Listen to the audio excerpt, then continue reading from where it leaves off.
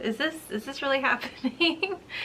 I think it is. So, hi, my name is Paige. Welcome to my open book, and we're gonna talk about some romance books on this channel. Now, I do dabble in other genres, so I do also enjoy a good mystery like an Agatha Christie. I'm also kind of getting back into like my sci-fi, fantasy, young adult dystopian society kind of era, because that's kind of what got me into reading, but romance is my main preference. So if you also love a good rom-com or like a steamy good time, then I hope that you'll enjoy this channel.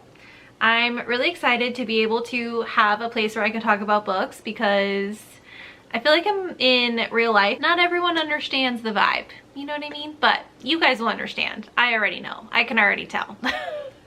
We're gonna start off with just a monthly wrap-up for the month of May. I'm gonna go through, I've got my Goodreads app pulled up on my phone, so we can pull up all the books that I've read this month, and we can just chat about them. So, grab a snack, grab a drink, let's talk about some books. So I'm just gonna go to the beginning of the month on my Goodreads app. So this month was a really weird reading month for me. I did not have a TBR like whatsoever. I felt like it was all over the place, and I don't really, like, now that I'm looking back at the books I read, I'm just kind of like, that's it. I am usually a mood reader, so it's hard for me to do a TBR, but I feel like I should at least, I don't know, be more organized in the future. You'll understand once you see the things that are in this video. Okay, so we started the month on a really bad note, if I'm being honest. The first book that I read this month technically is Satan's Affair by H.D. Carlton. One of the most popular dark romance books right now is Haunting Adeline by H.D. Carlton. This book is the prequel to that cat and mouse duet. All the reviews that I read said that you should read this before you read the duet. Like, most people said it was like a non-negotiable, but I was not a fan of this, and I don't think it's because of the dark content, because I do enjoy watching like serial killer documentaries, and I love like shows like Criminal Minds. Like, I'm okay with like a little bit of goriness. I'm okay with a little bit of like dark content when it's warranted and when it like makes sense in a romance book. I think that it's fine. Definitely look up trigger warnings. This is a very dark series. Basically, I thought this was like way over the top with how extreme it was. It felt like those news stories that try to push the envelope like just to make a point, like for like the wow factor. I feel like that's what this book was trying to do personally. Again, there are so many people that love this series, so don't just take my word for it. Obviously, if you love it, that's great. But I personally felt like it was just a little bit much. Like, yes, was it cool having a female main character that is like such a badass and doesn't care what anyone thinks about her? Yes, obviously those vibes are always fun. But I just felt like it was a little bit over the top and a little bit much. Just wasn't my cup of tea. It wasn't really fitting my vibe this month, if I'm being honest. I did power through reading this, and I didn't even rate it on Goodreads, because I feel like I'm just not the right person for this book. Like, I feel like it's not that the author did a bad job with the writing. Like, I think the writing was fine, and obviously like I finished it, so like it's not awful. Like, I didn't DNF it, but I think that if this was a standalone and I wasn't trying to read the book that came after it, I probably would have DNF'd it. So I don't know, it just wasn't my thing. So after that, I did attempt to read Haunting Adeline by H.D. Carlton. I DNF'd it. I know. This is a stalker romance, which again, dark romance. Make sure you check trigger warnings and all that. It's not for everybody, but those of you that enjoy dark romance, this book is super popular and you might like it if the trigger warnings don't bother you. But me personally, it just like wasn't the kind of stalker romance that I usually enjoy, just because I felt like the issue of consent was pushing the boundaries a little bit much for my personal taste. So that's how I started my month. So I didn't exactly start on a high note, but the next thing I read, I was obsessed. Okay, I was obsessed. This book is also super overhyped. Things We Never Got Over by Lucy Score. I know. When I read the blurb for this book, I thought this sounded so stupid. I was like, I'm not gonna read this. I'm not gonna read it. But I just kept seeing like my favorite booktubers and favorite people on Bookstagram who I usually like love their recommendations, even they were recommending it. So I'm like, okay, this must be worth it, you know, even though the blurb, let me read you part of the blurb because I feel like it's just so stupid. Bearded bad boy barber Knox prefers to live his life the way he takes his coffee, alone. Knox doesn't tolerate drama even when it comes in the form of a stranded runaway bride. Naomi wasn't just running away from her wedding. She was riding to the rescue of her estranged twin to knock him out to Virginia, a rough around the edges town where disputes are settled in the old-fashioned way, with fists and beer. I'm sorry. I live in Virginia. Is this accurate? Probably. But this just sounded so cheesy and lame, and I was like, this doesn't even sound good. Like, why would I want to read this? But listen, I can't even put into words how much I love this story. Like, this is one of those books where I had a book hangover afterwards. Like, I finished reading it and I was like, that was literally like the perfect romance book for me. Like, how do I even read something else after that? Like, I don't know. Knox was just, I love the way that he would always take care of Naomi. He always took care of her, no matter how he felt about the situation or how he felt about her or her sister or whatever drama was going on. He still found ways to take care of her, which, like, we love that, okay? I loved how this was like kind of a single parent romance, but not really. So Naomi ends up having to take care of her estranged twin's daughter that she didn't even know that she had. So she just finds out she's an aunt, and it's like, oh, here you go, you gotta take care of this kid. So I loved their relationship, especially because the daughter is a bit older. I love seeing the relationship between Naomi and Waylay develop over time as they got closer and they were able to bond with each other. And the way that Knox spoke to Waylay, why can't all dads be like that? I know he's not her dad, but you know what I mean. Like, I feel like every teenage girl needs that energy. Like, she just needs someone who's just gonna come in and be like, listen, you deserve better. This is how you're gonna act. No more nonsense. Like, we all need that.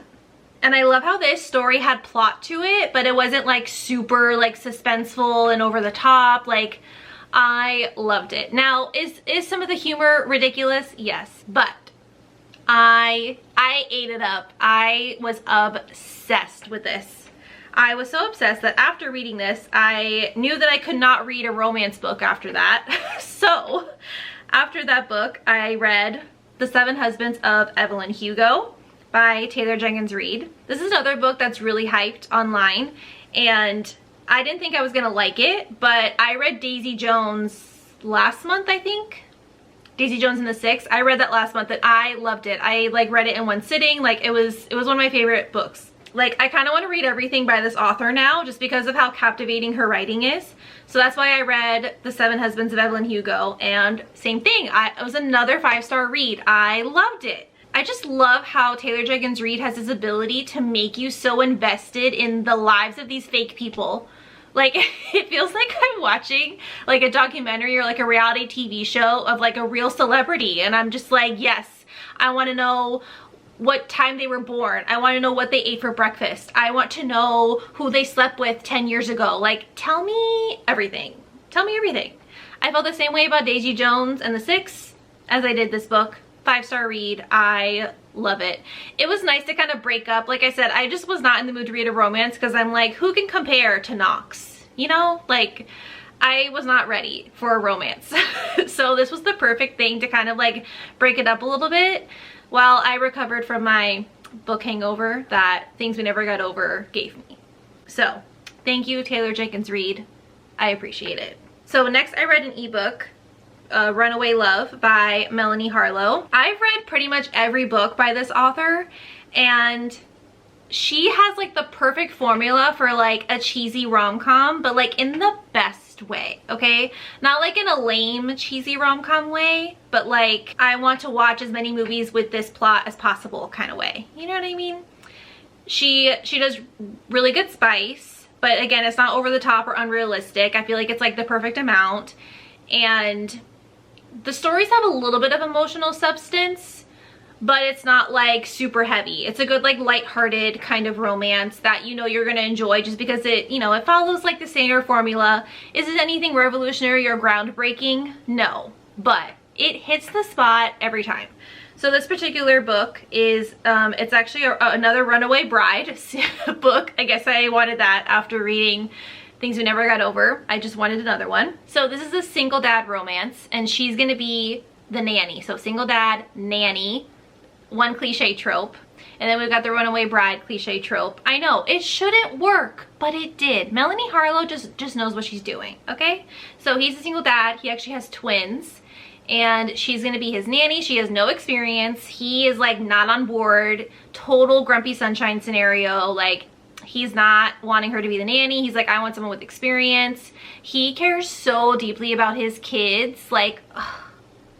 Again, I don't even want kids, but there's just something about reading about a dad who takes care of his kids properly that is just like, yes, yes. There were some great laugh out loud one-liners. Like I highlighted so many things. According to Goodreads, I have 49 highlights in this book, apparently.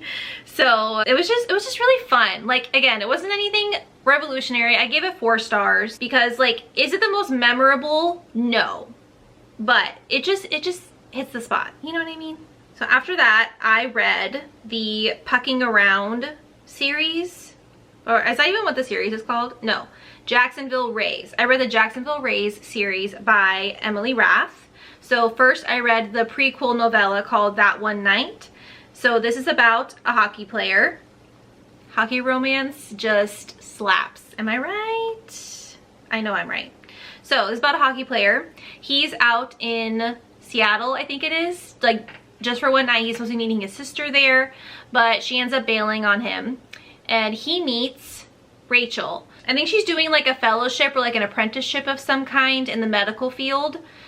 And it's like kind of sports medicine related. So she just found out that she did not get the placement that she was hoping for in a specific like fellowship program. So she's kind of like, you know, down in the dumps. Her brother just got married. So that's why she's in Seattle for just one night.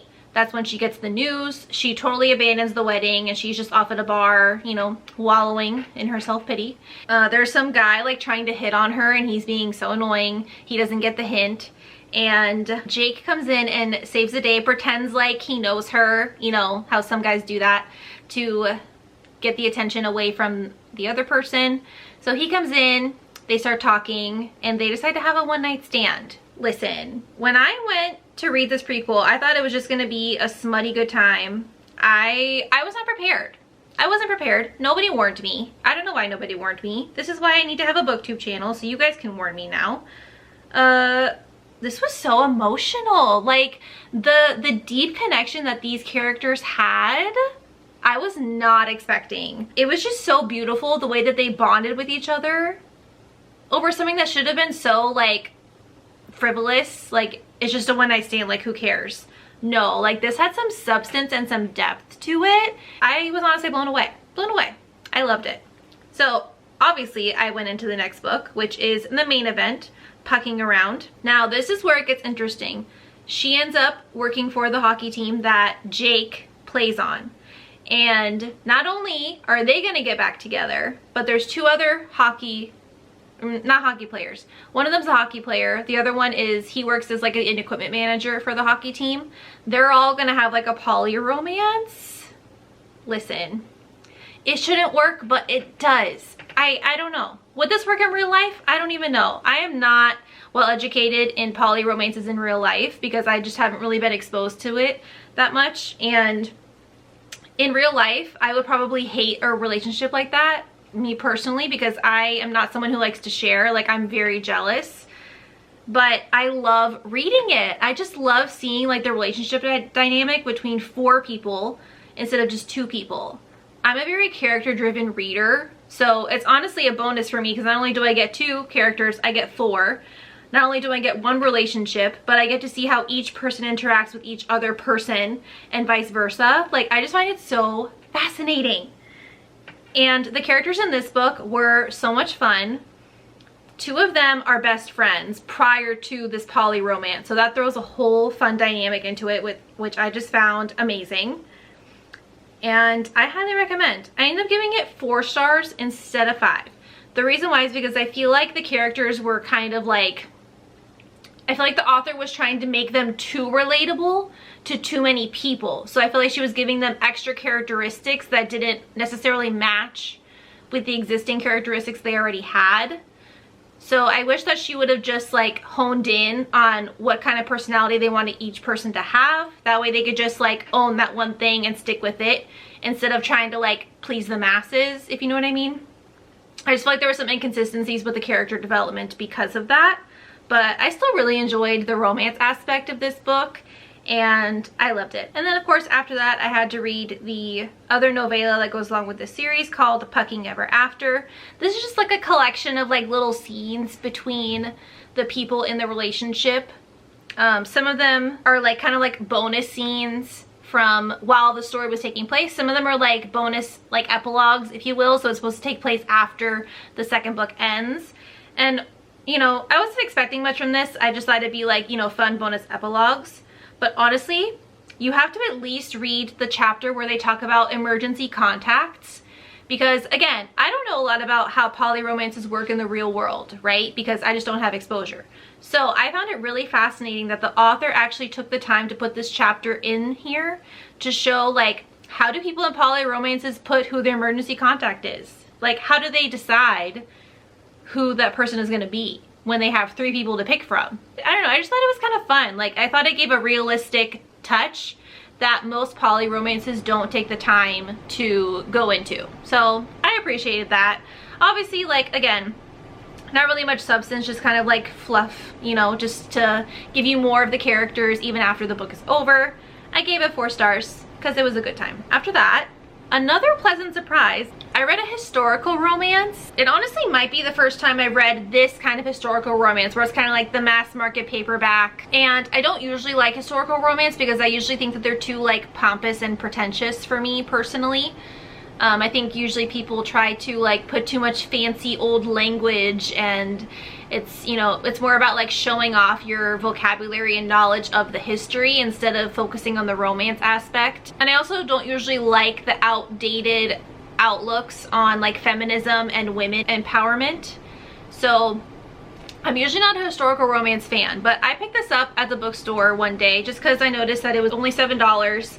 And I liked how this one was like a little bit newer. So this actually takes place in the 1890s, so right before the 1900s. And it actually takes place in New York instead of in Europe. I wasn't expecting much, but this was a 5-star read. I know. See, we started off the month bad, but like it got better. So can we complain? Not really. So this is about Frank Tripp and Mammy Green. So Frank is a lawyer for all the big wigs and rich people in New York. And his past is kind of like kept a secret from that world because he doesn't want people to know where he came from, because he thinks it will affect how they see him as a businessman now. So he kind of, you know, is the typical like lawyer who lies to everybody and is, you know, good at keeping his story a secret. And then we've got Mammy Green, who is, you know, from a rich family, but she's trying to kind of like do her own thing and make a difference, even though her family is trying to basically control her life with an arranged marriage. So I like how there was a little bit of the old times of how people try to control women, but I think that it was like modern enough to where there's women already like doing their own thing, and it made it more believable that, you know, she was able to do something for herself in the midst of what was trying to happen. So I really liked this. The banter, listen, the banter was top tier. Top tier. I love how it was like intelligent banter. Maybe that's what I'm missing from a historical romance. Like maybe that's why people like it so much, because it just, I don't know. It's not as simple as like, oh, you're grumpy, you suck. Like, no, they would actually talk like deep topics in here. And I really liked that. There is like a court case happening. There's someone that's very close to Mamie that gets accused of a crime, and she has to use the help of Frank to try and get her friend out of it. And I just loved it. What other historical romances should I read? Because I might need to delve more into this trope now. Trope? Genre? I don't know. I'll learn the lingo eventually. But yeah, if you have any other historical romance recommendations, let me know because I kind of want to see more. Next, I finally bit the bullet and I read Shatter Me. So part of the reason why I decided to go ahead and read this series is because this was actually buy one get one half off at my local Barnes & Noble. So I was like, you know what? It was only $12 to begin with, so I got it for half off. I was like, why not? Let me just see what all the hype is about. This is a YA, kind of like dystopian society. I'm not really sure if it's sci-fi or fantasy yet. From the first book, I feel like it's hard to tell. You can see on the cover here, my touch is lethal, but then she crosses it out and she says my touch is power. So all you know going into this is that her touch is harmful to others, so people can't touch her.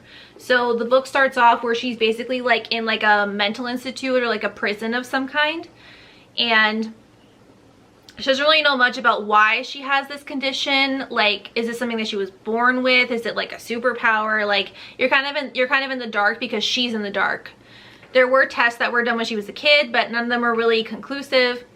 Obviously, everyone hated her and she was kind of ostracized by her family as well as people in school and her friends because everyone was terrified of her. There's this new government that's trying to take over called the Reestablishment. So that's where the dystopian society element comes in. And now they're wanting to break her out of the prison and use her as a weapon. So obviously you've got that whole dynamic going on. There is a little like sub-romance plot happening. This was a super easy read because it's YA. I also like how you get like journal entries from her and you kind of get like her chaotic energy. Like, you know, as you can see here, a lot of lines are crossed out like this because it's literally like her writing things and then crossing them out and then rephrasing them, you know, as she's kind of trying to learn what's going on. I like that and I'm excited. There is a villain in here. I know that the next book is a novella from the villain's point of view, and I think that's gonna provide more insight and probably show like how the series is gonna progress. But I already bought the box set, so like that's how you know. That book was so good. I had to buy the whole thing. So like this is the one I have to read next. This has like the novella from the villain's point of view, I guess. But yeah, I already bought the whole box set. So if that doesn't tell you how much I loved the first book, then I don't know what does. But I definitely understand the hype. I really hope the series progresses as good as the first book was. Like, it was, I love the pacing, super interesting. I really want to know more about the world that they live in. I want to know more about how the relationships are going to develop and how they're going to, you know, use her power. Like, is she going to learn more about it? I'm hooked. I'm obsessed. I want more. And I'm excited. So this is obviously a 5-star read, if you couldn't already tell. Next, I read an ebook. It's called, oh, this one. Rewrite Our Story by Kat Singleton. Okay, listen. This is friends to lovers. This is small town and second chance romance. Like, what else could we ask for? Truly, Kat Singleton, she knew what we wanted and she delivered. This one, 5-star, hands down. I cried, I laughed, I screamed. Like, I felt all the emotions while reading this book and I was so happy with it. I was just like, yes, like this is all I need from a romance. Like, I love that they had history together and I love how it's like her coming back to the small town after all this time that they haven't talked to each other. So it's like friends to lovers, then they became strangers and hated each other like enemies. Then it's like back to lovers again. Like, it was just like the best roller coaster. The only kind of roller coaster that I want to go on, to be honest. Okay, and then the last book I read, Pen Pal. This is not a romance. This is a horror. The reason why I read this, so if you don't know, my husband, Joshua, he has his own booktube channel. It's called Coffee, Cats, and King on YouTube. And you should actually thank him for me starting this channel because he's part of the reason why I'm doing this, because he convinced me that I shouldn't let the fear of judgment stop me from, you know, posting about what I love and finding people who love the same kind of books as me and just talking about it and, you know, sharing something that I'm passionate and excited about. So you could thank this guy for getting me to start this channel again. So anyway, on his channel, we did a book swap. So I made him read a romance book and he made me read this book. We've done this before. I'll link both of them down below. The first one, the first time we tried to do this, it was awful. It was a fail for both of us. Yeah, we both, I think, gave those books like 1 star or 2 stars, I think, at the time. So this is our second attempt of doing a book swap. This one was better. I gave Pen Pal 3 stars. If you want to hear more of my thoughts, you should just go watch that video. And you should definitely subscribe to Joshua's channel if you're into like horror and like traditional science fiction and fantasy. Like, he is really great at picking out books for those genres and giving really good reviews. And even if you don't read those books and you don't want to subscribe, you should at least go to his channel to thank him for convincing me to post this video. Like, is this gonna make me start reading horror all the time? No. But I'm open to trying a book swap again, so that's good. We'll take it. And if you want to know, the book that I made Joshua read is Punk 57. So if you want to hear his thoughts on Punk 57, again, just go watch that video. Just go watch it. So those are actually all the books that I read in the month of May. I have 4 DNFs, so we're gonna talk about those. I already told you about Haunting Adeline, so that's one of them. I also DNF'd this book called Own the Wind by Kristen Ashley. This is another one of those mass market paperbacks. It was on sale at a bookstore that I went to, and I was like, you know what, why not? We love a good motorcycle romance.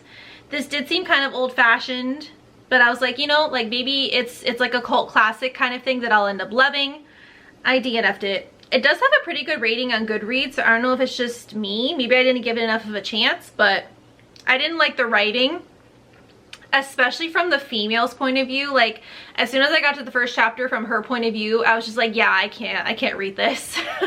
I just didn't like the writing style. It wasn't for me.